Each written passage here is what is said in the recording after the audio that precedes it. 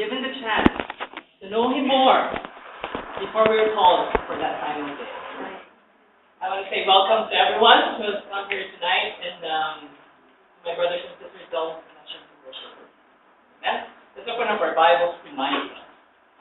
Yeah, there's a one Bible called Micah.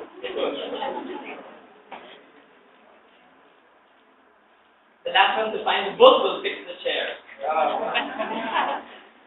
It's on page 659. Maybe you're using the Bible. Really time flies really fast. In the singles ministry, we're counting many brothers in their 40s. I stopped that noise. I won't name. Yeah, time really flies so fast. Our high school batch is celebrating our 25th alumni homecoming in January next year. So don't confuse. 25th, alumni homecoming next January, and so everyone who's left behind, everybody who's in the Philippines are busy, doing their pre-gathering or social, and all the photos are uploaded on Facebook. And so we who are far away could only enjoy it on Facebook, and and you can't help but look at your classmates. Some of them are dead. There's announcement like this person cannot make it.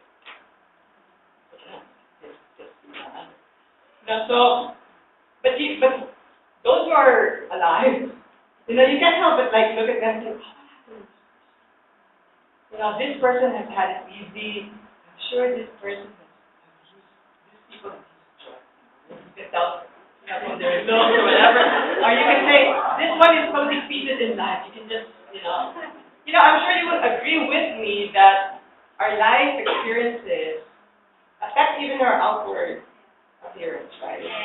And it affects so much more our character, the way life was treated us, as we would always say. Life was treated me so bad, that's why I'm this way. Life has a way of changing us. Do you agree with me? Mm-hmm. You can say, because of my life experiences or because of how life treated me, I'm wiser, cooler, I'm very patient with people. But there are also changes that we would not want to confess, but it's obvious in our life. Because of the way life has treated me, I'm really scheming. Every venture I get into, I have to find my way, really. But there is scheming way, or I've relied on white lies to save me.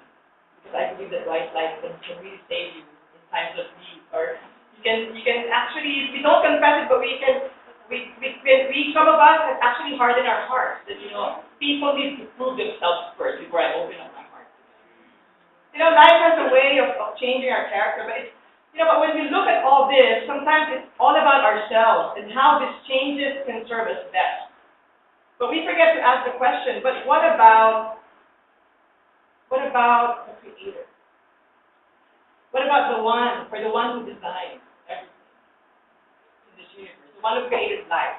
What does He have to say? What's His purpose in giving us all this life experience? Here, let's look at the scripture here in Micah 6.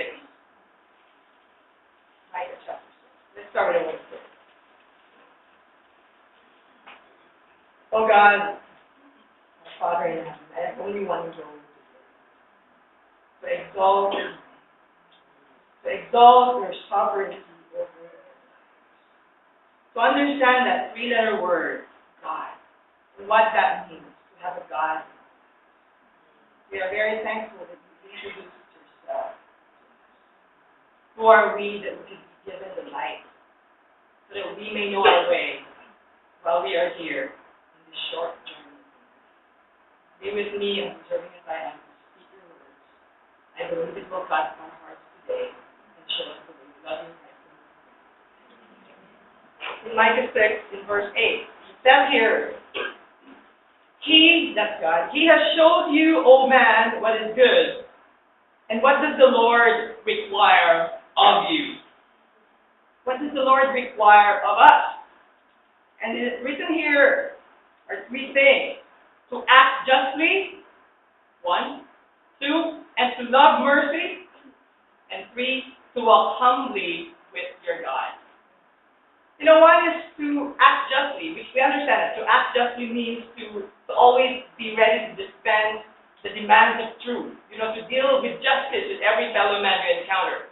To love mercy, by mercy here we don't mean, someone is being punished and you want to have mercy. By mercy here, it encompasses charity, kindness, compassion, your heartbeat for people. To love mercy is not only to do what justice requires, but also what mercy, which encompasses charity, kindness, compassion, require for you to do. It means compassion to miserable people, to be able to clothe the naked, or to feed the hungry, or to assist people who are in distress. And to do all this with joy in your heart, knowing that you are an instrument of God.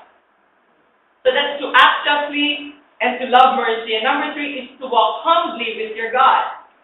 To walk humbly with your God means acknowledging, our sober status as poor creatures, corrupted and lost in this world. As we have this call to have a relationship with an almighty, holy God. And therefore, to walk humbly with your God is to submit to all His directions.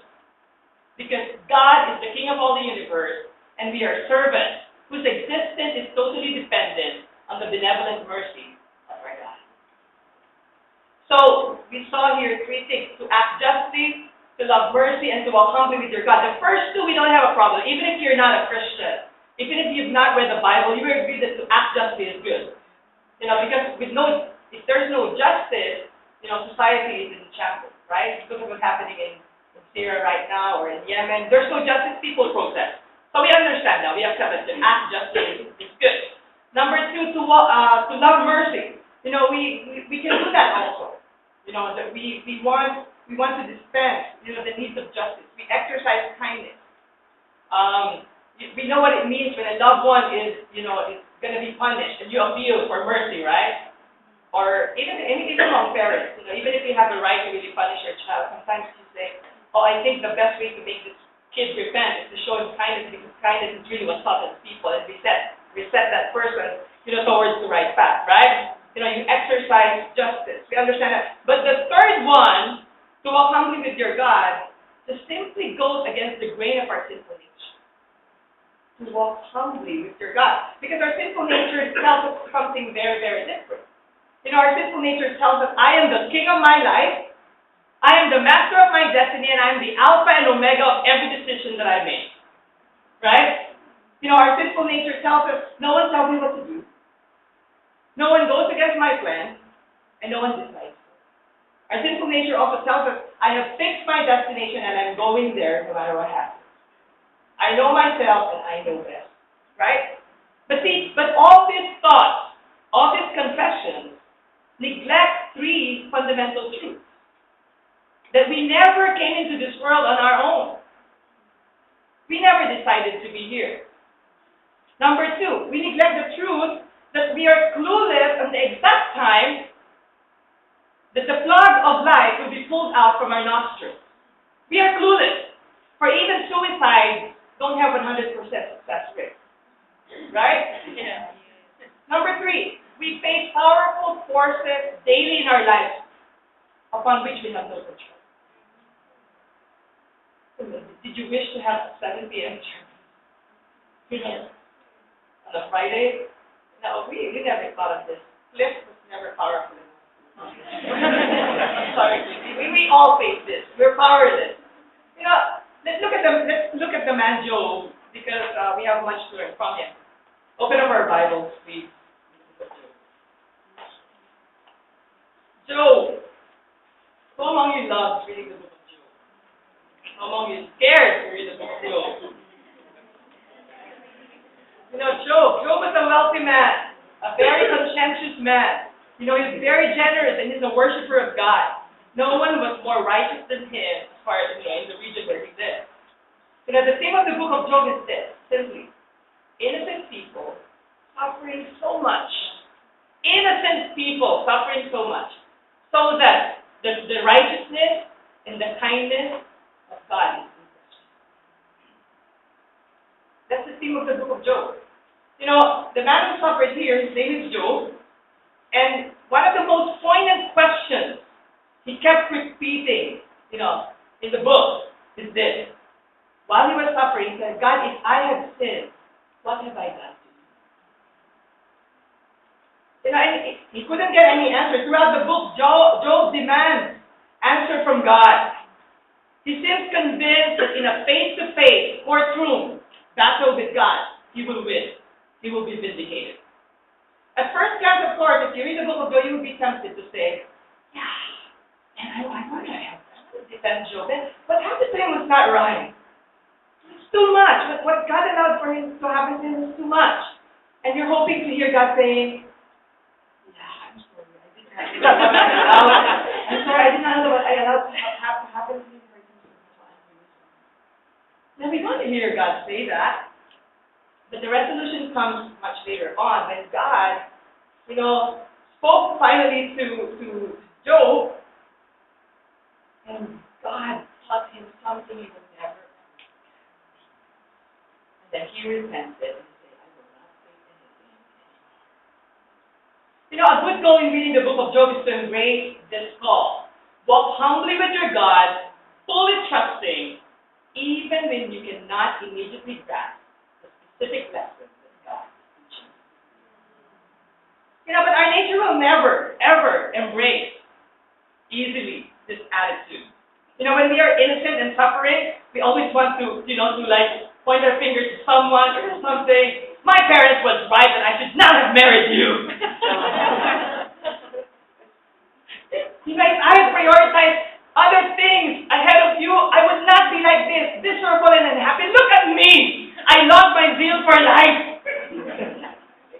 I need better change because I've had enough. Change or I will walk out of this. It's as though the problem lies only with the heart. It's as though walking out of that door will solve that problem. Remember the story of the Jews? They were groaning in their slavery under the Egyptians. They were crying, and then God heard them, and then God rescued them. And then in the beginning, they were very, very happy, right? They had songs of deliverance. Miriam had this song that she sang, about crossing the Red Sea and talking about the Egyptians, drowning in the sea. They were all happy until the testing came in the desert, right? Oh, come on. We don't deserve this death in this desert, in this God-forsaken desert. Man, it was good that we were cooperative crossing that Red Sea, that we just also create the experience. Come on, man. Staying in this desert for so long, having to collect the same manna for our bread every single day, and the intermittent supply of water. We had better stay. It would be better to stay in Egypt. Right? That's what they said. And then they gathered together among themselves and they say, I don't know what happened to this guy. He just flipped out. We don't know what happened. Right? And you know the scary thing is? We are made of the same grain. Hey! It's inside us, this kind of attitude. So we got to be careful that we don't follow in their steps. I have no doubt that if I were one of the Jews that time, I would have definitely joined the Exodus back to Egypt. I'm a person, if you look at me, I don't eat a lot, but I'm always scared of being hungry. I remember in 2002, it was my first month in my job, and then I didn't have any more money, salary had not come yet, and I was on my way from the post office to go to Fred, who always rescues me. And while on the way, it was June, it was, I don't know what was that. I was like walking, I had no one to speak to, and I was so hungry, and I just started crying. Around part. I remember when I first worked for the church full time. I used to earn, the salary that the church was giving me, it was just not enough. I couldn't reach the end of the month. And if you're a full-time minister, you also call people, say hi to them, and see how they're doing. I called one this time, hey, how are you doing? Hey, good. What about you, how are you doing? And I didn't say any more, I just started to say, no, what's happening? I'm hungry. I'm really, really sure if I were one of the Jews that time, I would have accused God of being irresponsible. And we always feel justified with our complaints, right? Yeah. Because something or someone is doing wrong and we're not wrong, okay? And we don't understand the overall plan, we forget about that because what we feel is what is important. We don't care about the overall plan. We want the immediate, right? In our limited capacity to view the overall plan of God, we always feel justified to bring up our case. But life is all about us. Never been about us. It's always been about the Creator who has a design that must be worked out. This we must keep in our hearts. Life is not all about us. It's all about God, who wants to make sure that on the short journey here on earth, we will get to know Him better, so that we'll be prepared to be welcome at the door of heaven someday. Now, yes, visiting friends, take this to heart. Life is never about getting what you want to get in life. And as much as God wanting you to know Him, as He takes you to the journey of life. Let's look at Job. Job chapter 1. In the land of Uz, there lived a man whose name was Job. This man was blameless and upright. He feared God and shunned evil. He had 7 sons and 3 daughters, and he owned 7,000 sheep, 3,000 camels, 500 yoke of oxen, and 500 donkeys, and had a large number of servants. He was the greatest man among all the people of the earth. His sons used to take turns holding feasts in their brothers' homes, and they would invite their 3 sisters to eat and drink with them. When a period of feasting had run its course, Job would send and have them purified. Early in the morning, he would sacrifice a burnt offering for each of them, thinking, perhaps my children have sinned and cursed God in their hearts. This was Job's regular custom. He was very rich, but at the same time, he was very conscientious about relationships with God. So much so that he doesn't even think about himself. He thinks about his children. If they sin, I'm ready to sacrifice for them. That's how serious he was in his relationship with God. If we were Job, I'm sure we'd want to keep the status quo. I'm rich, I have a good family, I have everything I need, and I have a relationship with God, and I pray for other people. Right? If we have control of the universe, we would say, why change that situation? Keep it that way, right? Keep it that way. Keep the status quo. Why fix what's not broken? In fact, it's not even broken. It's awesome. But that's how we see it. But God is a reader of mind and heart and soul. He knows what's missing inside Job's heart. He knows that something was immature in Job's view of God. And God must ask to teach him something about him. Because life is not about Job. It's about the knowledge of God. So, you see, God will do anything so we can know Him the right way. But as the sovereign Creator, He is the potter. And it's God's right to mold us the way He knows best. Job 1, verse 6. One day the angels came to present themselves before the Lord, and Satan also came with them. The Lord said to Satan, where have you come from? Satan answered the Lord, from roaming through the earth and going back and forth. And the Lord said to Satan, have you considered my servant Job? There's no one on earth like him. He is blameless and upright, a man who fears God and shuns evil. God was lifting up Job. And then Satan said this, does Job fear God? Have you not put a hedge around him and his household and everything he has? You have blessed the work of his hands, so that his flocks and herds are spread throughout the land. But stretch out your hand and strike everything he has, and he will surely curse you to your face. The Lord said to Satan, very well then, everything he has is in your hand, but on the man himself, do not lay. It's an interesting sneak peek of what's happening out there. And for all you know, it may be your name being discussed right now. Or it may be your loved one being discussed right now. Right? Satan going back and forth, and I'm sure Dubai is not far away for him to reach. Right? And I'm sure he doesn't need reservations to enter this Ramada room right now. Yet, interesting thing that we will be taught by God here. Satan cannot do anything without God. We are taught something so important, a divine truth that we must keep in our hearts, because it's our security. God is. And by God's sovereignty, we mean that God is fully independent in His actions. He is not influenced by anyone. He is completely in control of everything he does. He only does what pleases him. No one can stand up against him, thwart his plans, or hinder his ways.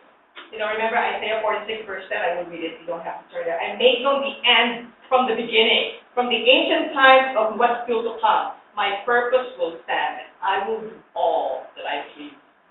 Daniel 4:35, it's our security also. All the peoples of the earth are regarded as nothing. God does as he pleases, with the powers of heaven and the peoples of all the earth. No one can hold back his hand or say to him, what to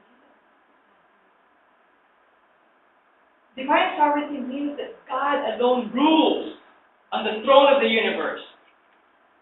If in the scripture you see that God sort of accommodates people's suggestions or appeals, it's only because it was his independent will to do so, because it is consistent with his foreknowledge.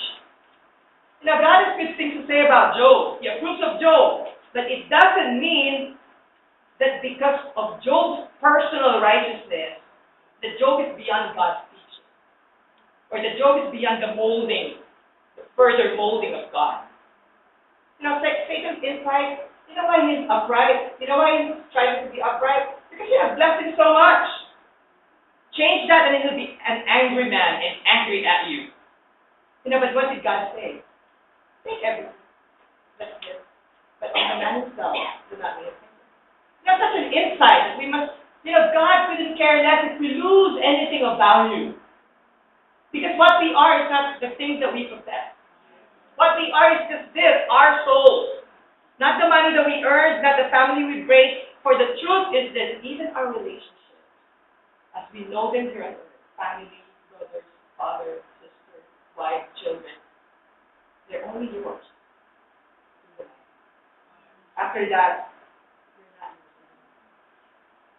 yours. The first test came, Job 1, verse 13. One day when Job's sons and daughters were feasting and drinking wine at the oldest brother's house, a messenger came to Job and said, the oxen were plowing, the donkeys were grazing nearby, and Tobias attacked and carried them off. They put the servants to the sword, and I am the only one that escaped. While he was speaking, another messenger came and said, the fire of God fell from the sky and burned up the sheep and the servants, and I am the only one that escaped to tell you. While he was still speaking, another messenger came and said, Job, the Chaldeans formed three-way parties and swept down on your camels and carried them off. They put the servants to the sword, and I am the only one who has escaped. Wow. 3 tragedies in succession. But while, verse 18, he was still speaking, yet another messenger came and said, your sons and daughters were feasting and drinking wine at the oldest brother's house, and suddenly a mighty wind swept in from the desert and struck the four corners of the house. It collapsed on them and they are dead, and I am the only one who has escaped to tell you. At this, Job got up and tore his robe and shaved his head, and he fell to the ground and worshipped, and said, naked I came from my mother's womb, and naked I will depart. The Lord gave, and the Lord has taken away. May the name of the Lord. In all this, Job did not sin by charging God.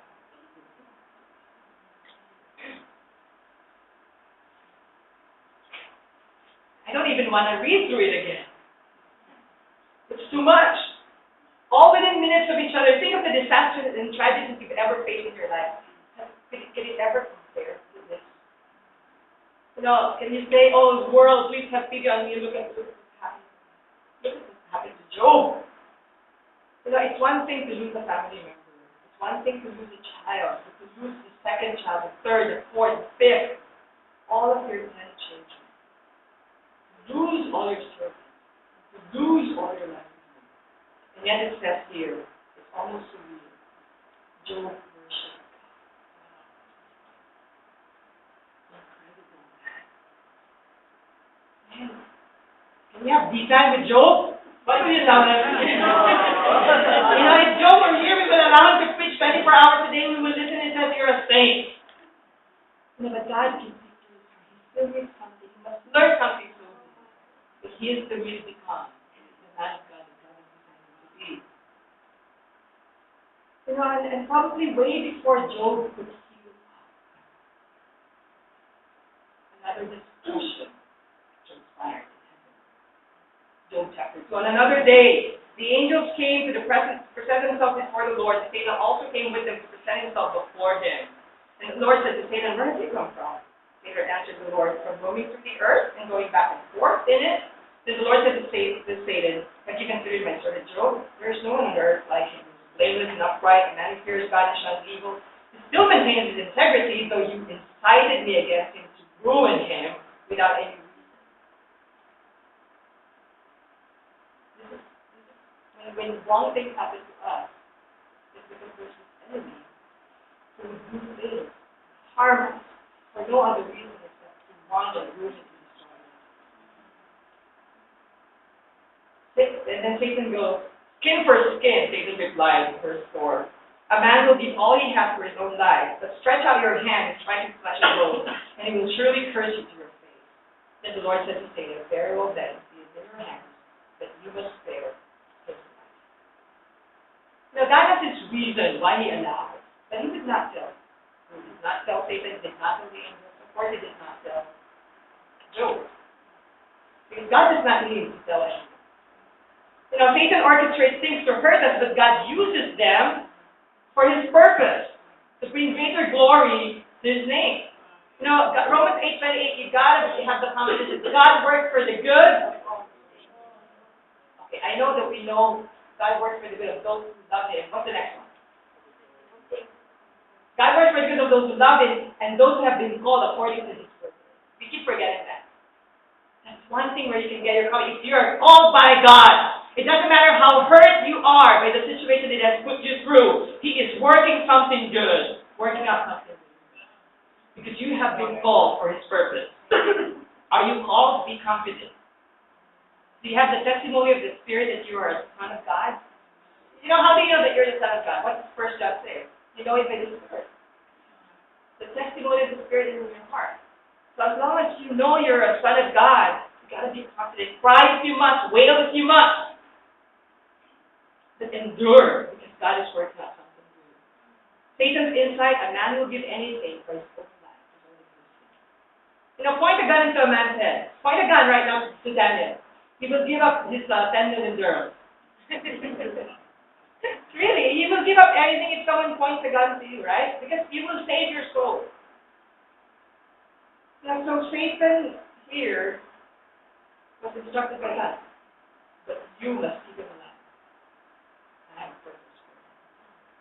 Satan afflicted Job with painful sores. Let's read that in verse 7. So Satan went out of the presence of the Lord and afflicted Job with painful sores from the soles of his feet to the top of his head. And Job took a piece of broken pottery and scraped himself with it and sat among the ashes.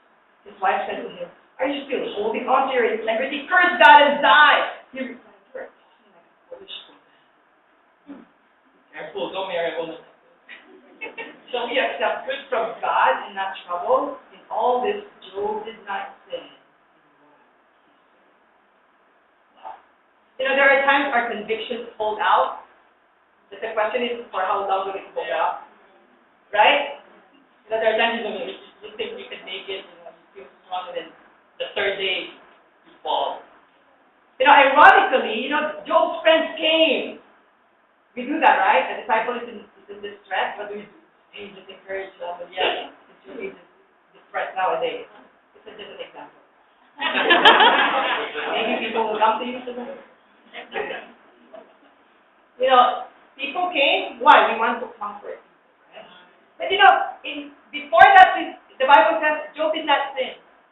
He even corrected his wife. But when the friends came, he couldn't do anything except to wait and cry. 7 days. This is all Job could hear from them. To weep for 7 days. And you know what happened? It says here. 12. When they saw him from a distance, they could hardly recognize him. They began to weep aloud, and they tore their robes and sprinkled dust over him. Then they sat on the ground with him for 7 days and 7 nights. Because they saw how great his suffering was. Ironically, it was when Job's friends came and started weeping, the brewing in Job's heart started to flood out and became woe with me lamentation. Right? And we read in Job chapter 3, after this, Job opened his mouth and cursed the day of his birth. Sometimes we could be be well-meaning, we want to comfort people, right? But sometimes we must accept that we don't know what to say, right? Most of the time we should acknowledge that we're clueless about what God is doing in our life, and much less about other people's lives. And most of the time lifting up prayers will serve better than saying something.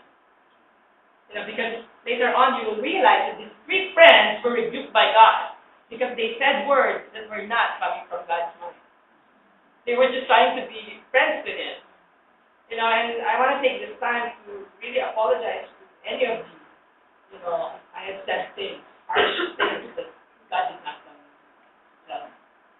Out of my desire to help. It doesn't justify it. I have learned that when you don't know what to say, keep quiet. God is doing something, just be around.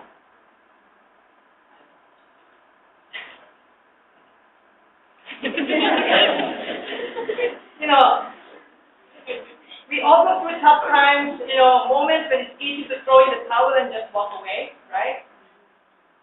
It says here, why did I throw in that? It's so angry. I saw Fred and I threw him in. Yeah. We all go through tough times, when it's just easy to throw in the towel. It could be financial problems, relationships, whatever, marital complications or health. But be careful that we don't presume, that we are innocent, like Job. Because most of the time our tragedies are self-inflicted, self-rated, right? We keep up with the Jonases, we overspend, we use our credit cards, we are undisciplined. Sometimes it could be relational conflicts caused by words you should have not said, and now it's taking time for this relationship to heal, and you're suffering for it. Sometimes you have been caught in the act of sin, so that now people have a hard time trusting you, and you're bearing the consequences of always feeling judged by people around you. It could be caused by your meddling into other people's lives which you have no business delving into, right? It could be, you being too adventurous and getting into a business and risking many things, and now you're burdening other people with your debt. It could be marrying or raising a family before the appointed time, and you're not prepared, and now your mother-in-law is taking care of it.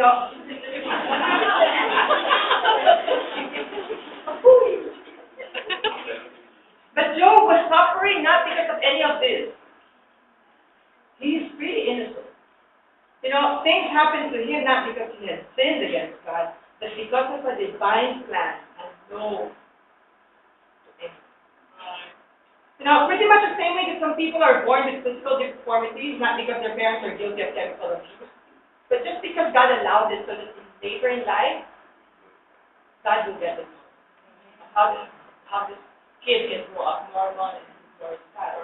Or some children are suffering the complications and consequences of physical abuse or sexual abuse, not because that they were wayward when they were kids, but so that God can give them the healing that's available in the blood of Christ. And later bring glory to God. Job is innocent, but his innocence does not give him the right to distrust God. Because God is fully trustworthy. For the very essence of the word trust, or its origin is in God. You cannot trust God, you cannot trust anything. You keep building on shifting sands. Right? Only God is trustworthy. Job's innocence does not give him the right to accuse God, that God is unmindful of his suffering, who left him to suffer without taking care of him. Throughout Job's travail, God was never less compassionate, for God is the God of compassion. For the very compassionate God is the very reason we have our food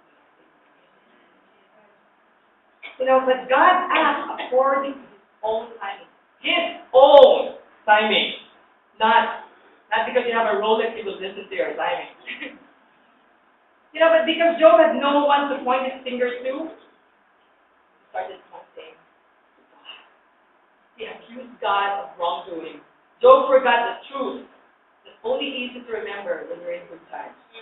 That God is the potter, we are mere clay in His hands. And that He will mold and shape our minds, our hearts, our characters, in the most effective way for our own good. And most of the time, the most effective way is also the most appreciating process. Remember what Satan said? He said, strike his flesh and bones, and he will curse you. And Job really, reached the limit of his faith here. Job's wisdom was, okay, you took everything. Now you're touching my very existence. That's why he put ashes and dust on his head, which says, I'm as good as dead. Why not just stay here? Let's look at what Job has to say to God. Job 3. We're going to read a lot here. Job 3, 8 to 4. We're going to be cute reading here. Job chapter 3. It says here in verse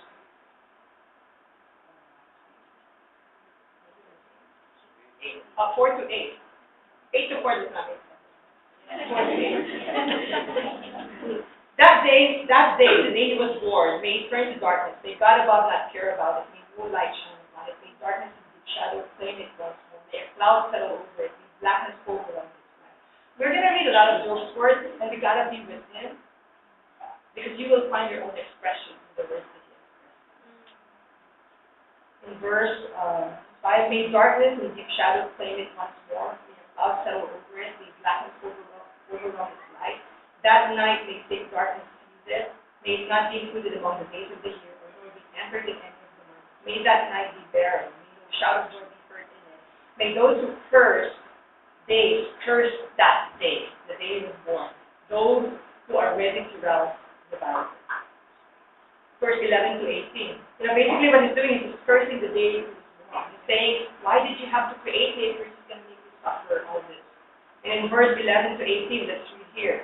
Why did I not perish at birth and die as I came from the womb? Why were there knees to receive me and breasts that I might be nursed?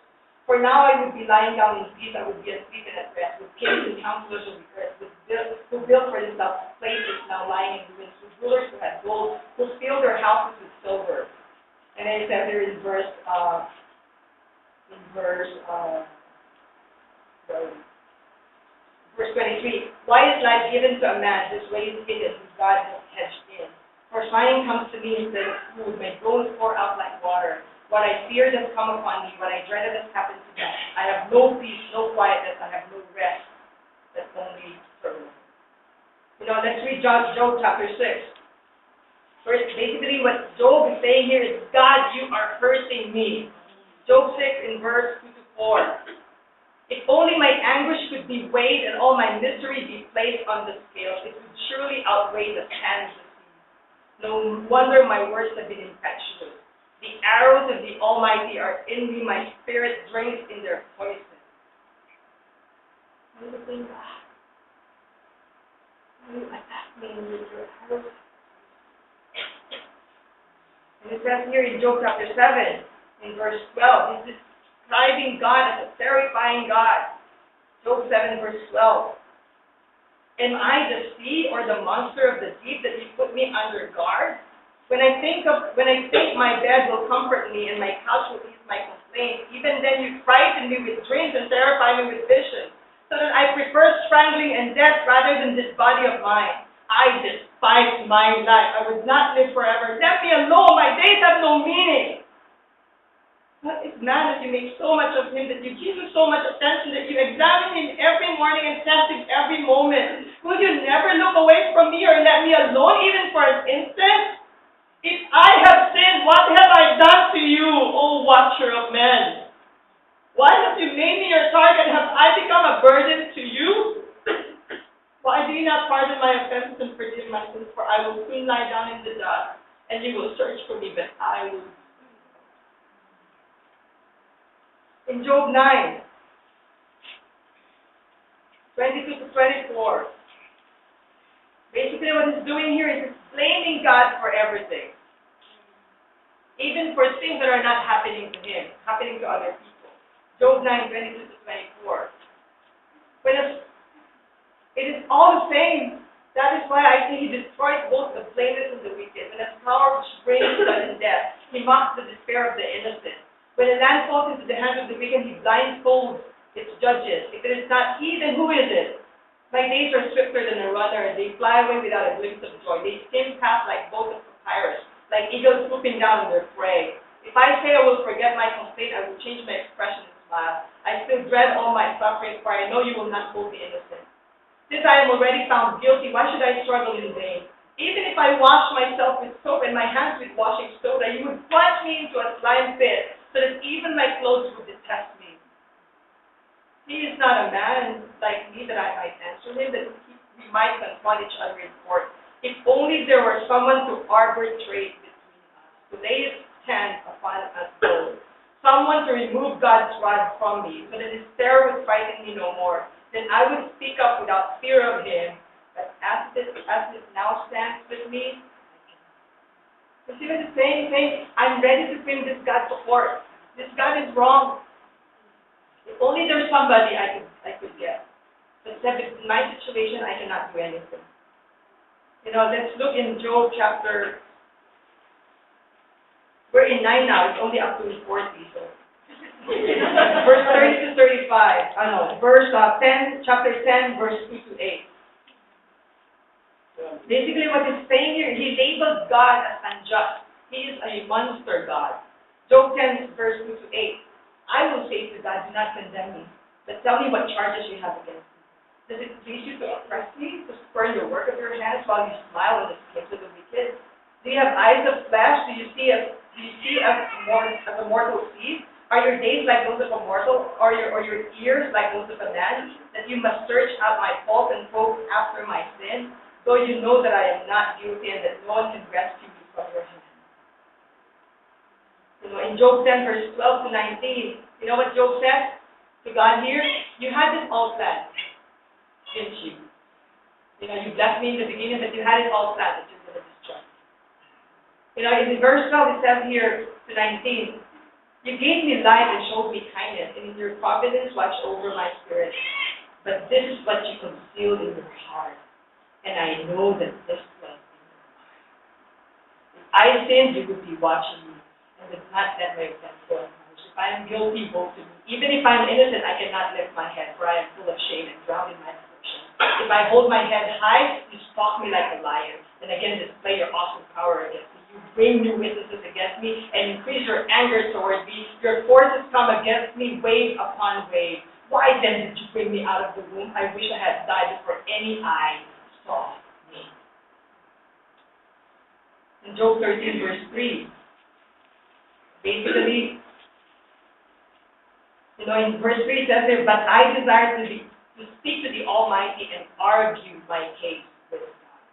In verse 20 to 23 of the same chapter 13, it says here, basically what it's saying is that God, you are being unfair, and you have no right to treat me this way. Verse 20, 20. Only grant me these two things, O God, and then I will not hide from you. Withdraw your hands far from me, and stop frightening me with your terrors. Then summon me, and I will answer. Let me speak, and you reply.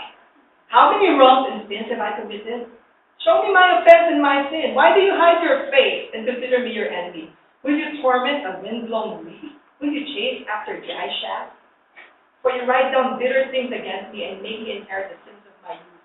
You fasten my feet with shackles.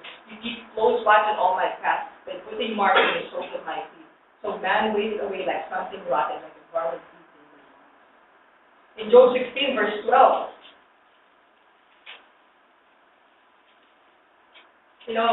basically what Job was saying here is that God, everything was good. But you're the antagonist in this telenovela. Everything was good. And then you enter the picture and everything went wrong. It says here, verse 12, all was well with me, but he shattered me. He seized me by the neck and crushed me. He has made me his target. His archers surround me. Without pity, he pierces my kidneys and spills my gall on the ground. Again and again, he bursts upon me. He rushes at me like a warrior. Does it sound like the words of someone in chapter 1? You see what suffering can do to us. What self-preservation, if we cannot preserve ourselves, we would be angry with God. In Job chapter 23,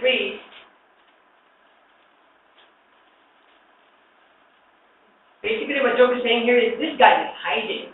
that if I find him, he will hear from me. Job 23 in verse 2 to 4. If only I knew where to find him. If only I could go to his dwelling, I would state my case before him and fill my mouth with arguments.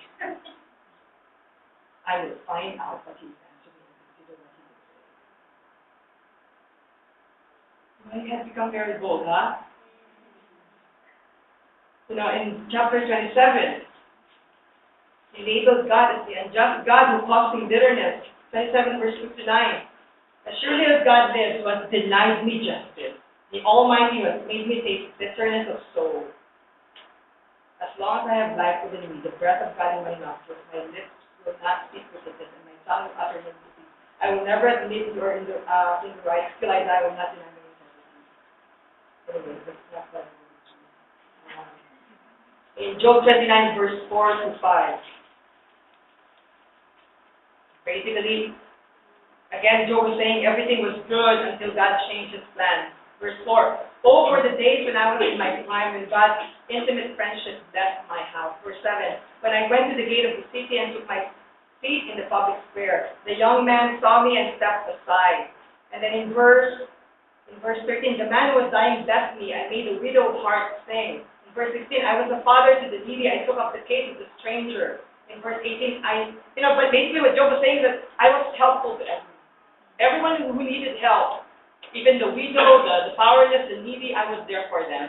And he says in verse 18, I thought I will die in my own house. My days is numerous as the grains of the sand. And he said, I thought it was all good.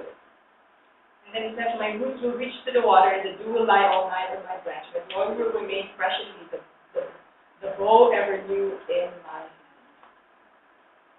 Verse 30, and then he says, but now they mock me, men younger than I. In verse 20, chapter 30, I cry out to you, O God, that you do not answer. I stand up, that you merely look at me.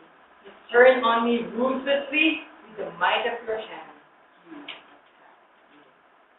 If we don't talk like Job, chances are we haven't suffered like him. But we can see the same expression. In Job 30, Job 31. Have you had enough of Job? Job 31, verse 5 to 6. Basically he's saying that anyone who will hear my case will say, I am innocent. And that this God does a lot of explaining.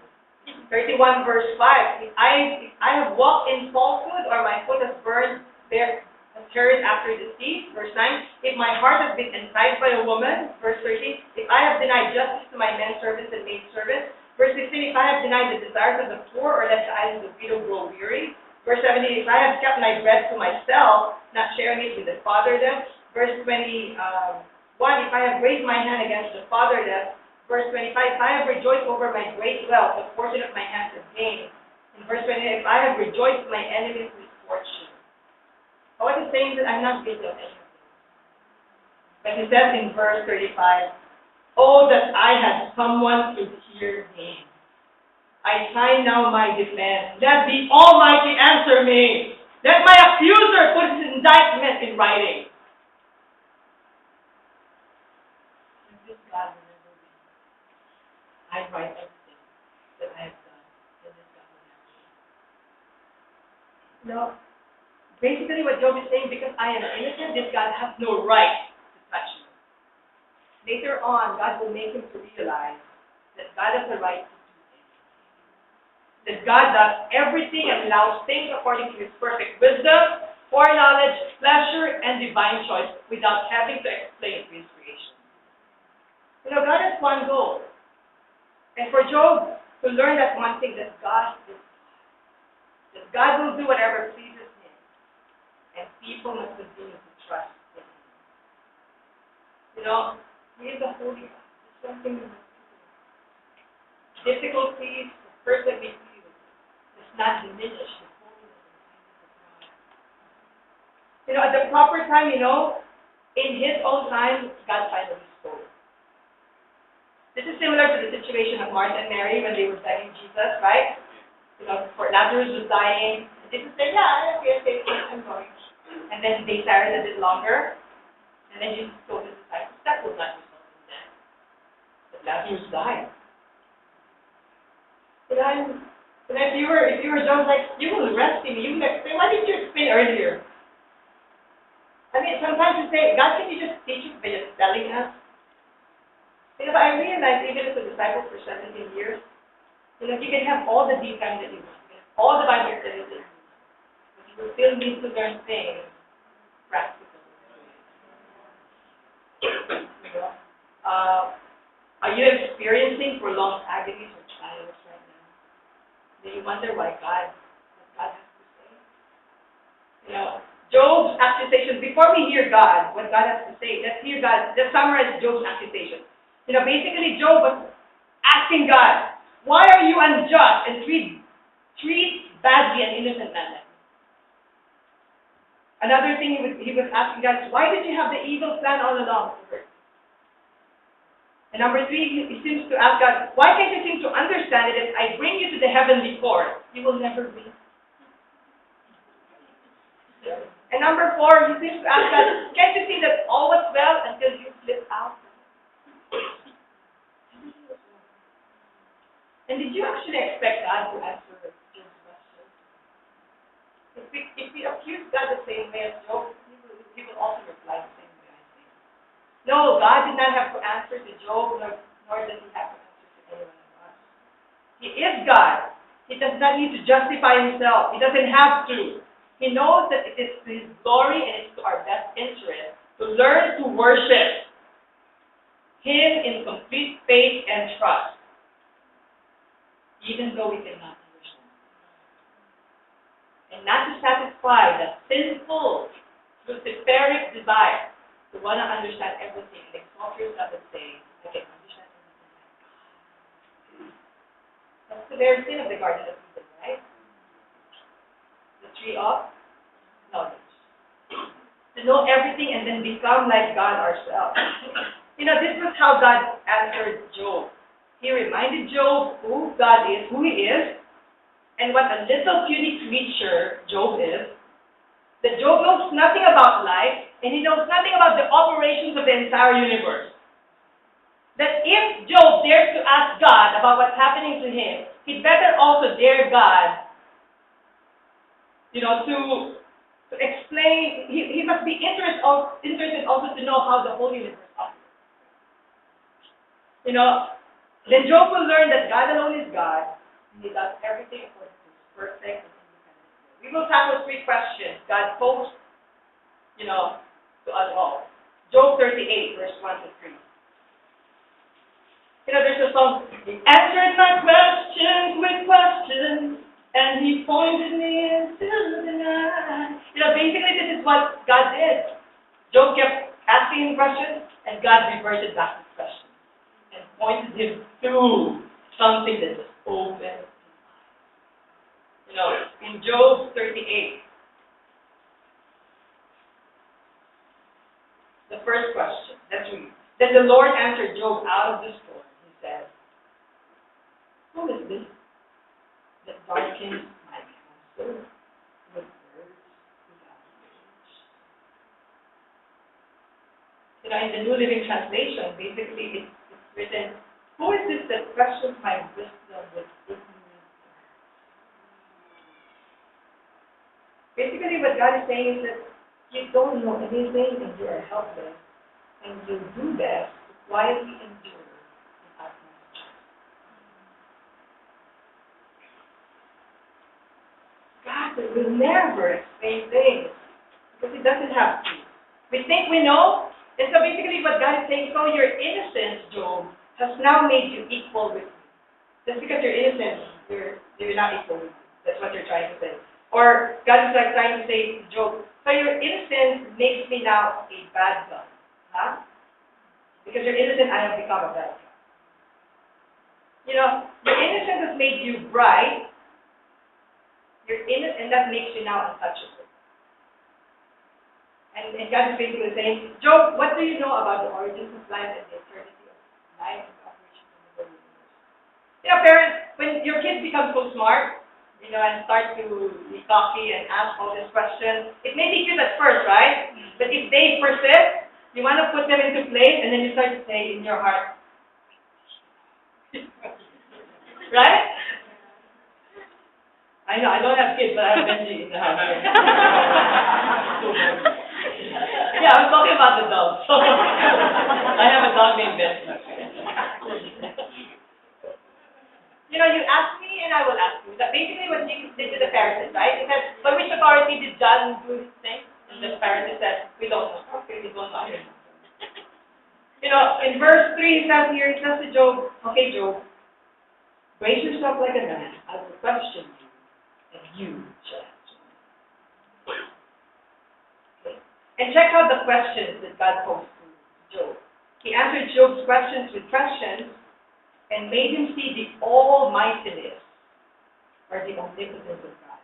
In Job 38, let's read in verse 4. Where were you when I laid the earth's foundation? Tell me if you understand. Verse 8. Who shut up the sea behind doors when it burst forth from the room? Verse 11 to 12. When I said this is how far you may come and no further is where your proud waves halt. Have you ever given orders to the morning or shown the dawn its place? In verse 19. It says here. What is the way to the abode of light, Job? And where does darkness reside? Can you take them to their places? Do you know the path to their dwellings? Surely you know, for you are already born. You have lived so many years. In verse 25 to 29. Who cuts a channel for the torrents of rain and a path for the thunderstorm?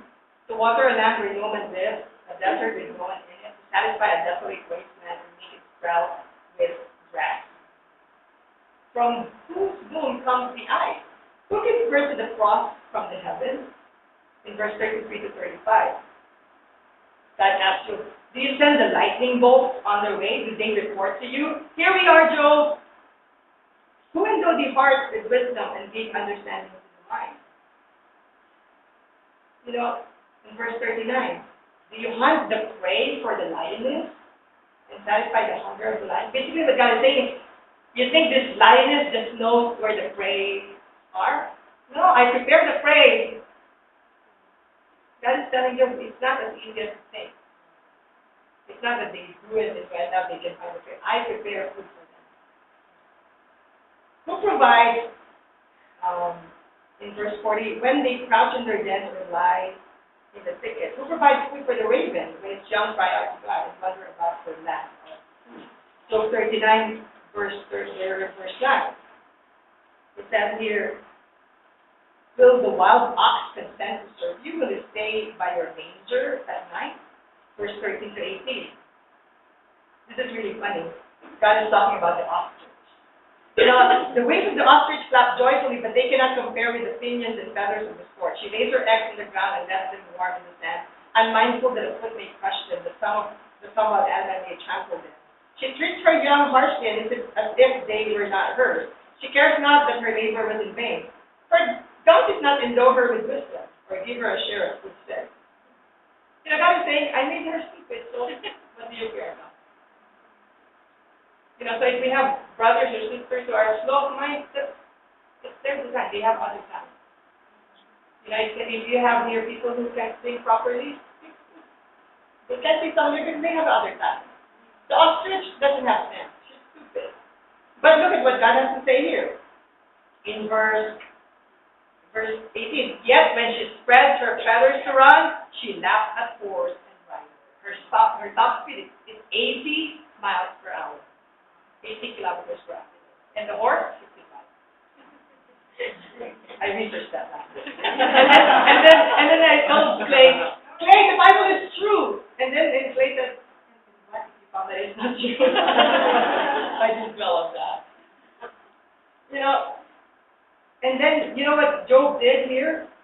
And then we go to chapter 40.